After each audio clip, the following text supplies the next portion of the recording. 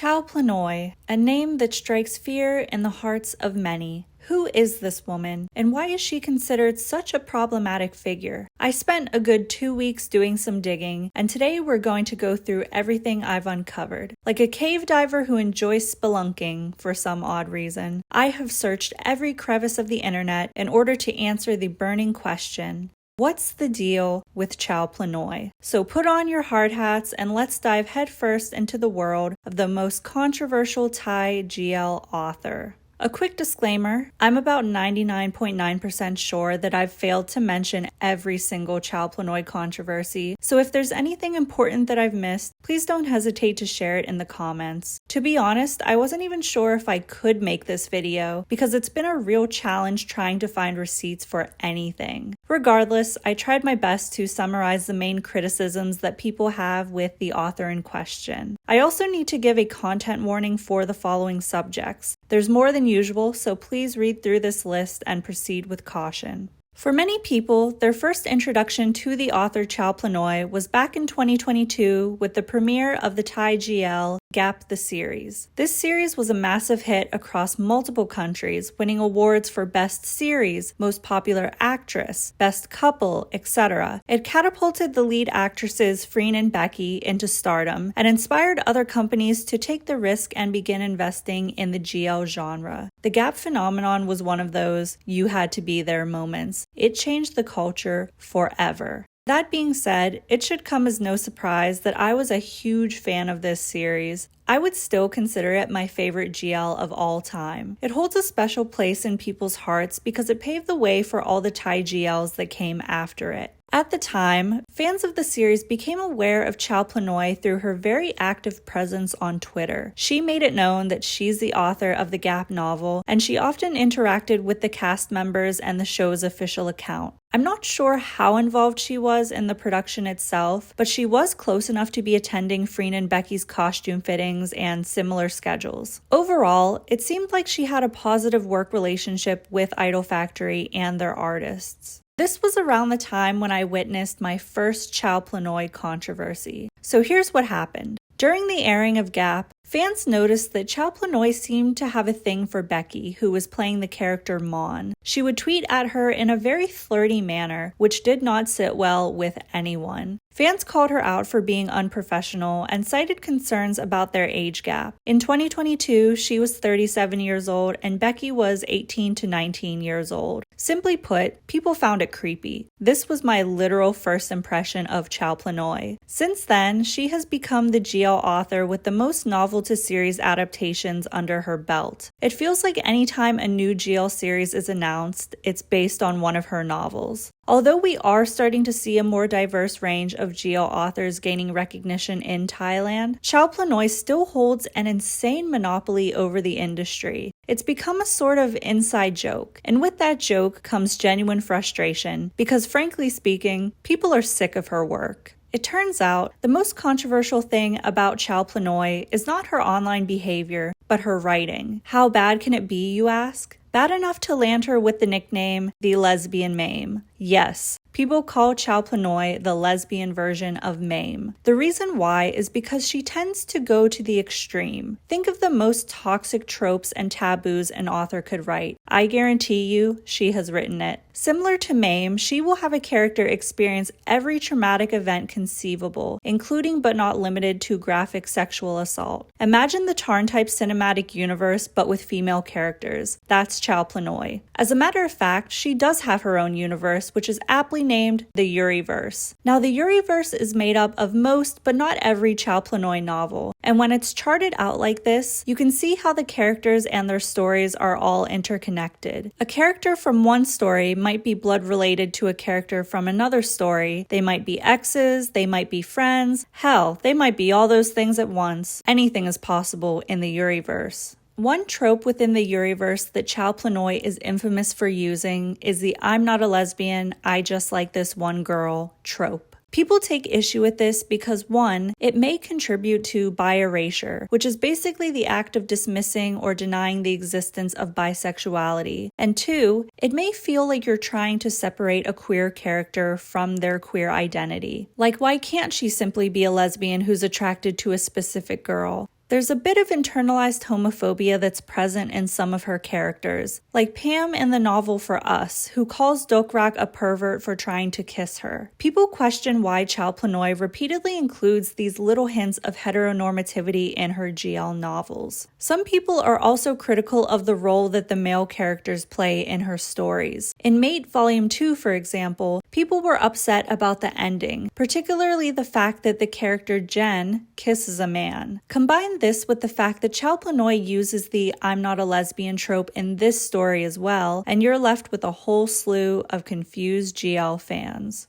Another trope that Chao Planoy catches a lot of flack for is incest and pseudo-incest. Again, this is a trope that appears in several of her novels. It's not always outright, but there are definitely some weird familial ties across the Yuriverse. The most notable example is her novel, Rolling in Love. The two stepsisters are in a sexual relationship with each other. The stepfather is in love with his stepdaughter and has a relationship with the stepdaughter's friend. It's a very twisted story that includes these intense descriptions of sexual abuse, to the point where readers were emphasizing the need for trigger warnings, not just for this novel, but for all of them. One of Chao Planoy's most controversial novels also happens to be one of her most popular ones, and that's Blank. Essentially, this is a story about a 34-year-old woman getting with an 18-year-old girl. The older woman was also the best friend of the girl's mother, so again, there's a family element there. In 2024, a series adaptation was made for this novel, and as you can imagine, this prompted many GL and BL fans to protest on social media. The news even spread so far that LGBTQ+ consumers outside of GL spaces got swept up in the outrage. There was a strong push to boycott the series, but unfortunately, nothing really came of it. Blank is currently Chao Planoy's second highest rated novel.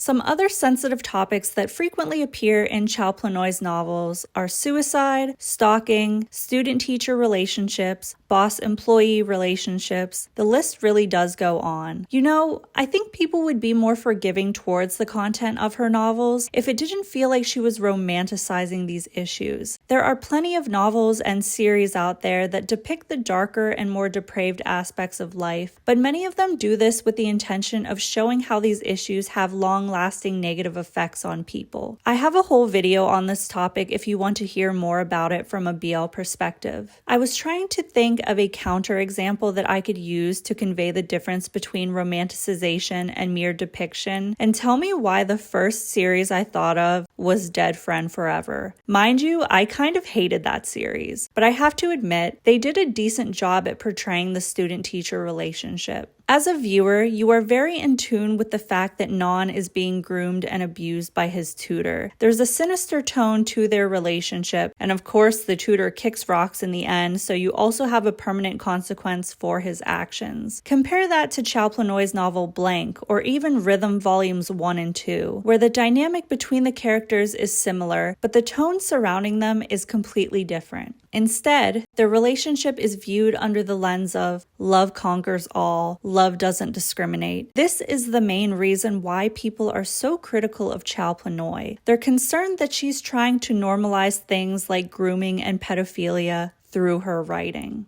There's been some discussion about the actual quality of her writing as well. Non-Thai speakers have a hard time determining if the English versions of her novels are poorly translated or if she's just a terrible writer to begin with. The jury is out on this one, I wouldn't know. But this is a big point of contention when her novels are brought up. Over on Meb, which is the app where readers can purchase the official translations of these novels, Chao Planoy's reviews are flooded with comments about the lack of quality control. Readers claim that the English translations are so bad they can barely follow along, and there's several mentions of typos and grammatical errors. Essentially, there seems to be zero or close to zero proofreading going on. And so, these buyers, who are predominantly her fans, feel like they're being ripped off because the quality of the novels doesn't seem to justify the cost. I wasn't sure how to incorporate this next finding, but it's just so crazy that I have to show you guys. So I was scrolling through Child Planoy's official Facebook page, and I happened to come across a very shocking post. Prepare yourselves for what I'm about to show you. On March 1st, 2018, Child Planoy posted a photo of Hitler doing the Nazi salute. The caption reads, "There will be a game for you guys to play. The prizes are the following." And then she lists off some of her novels.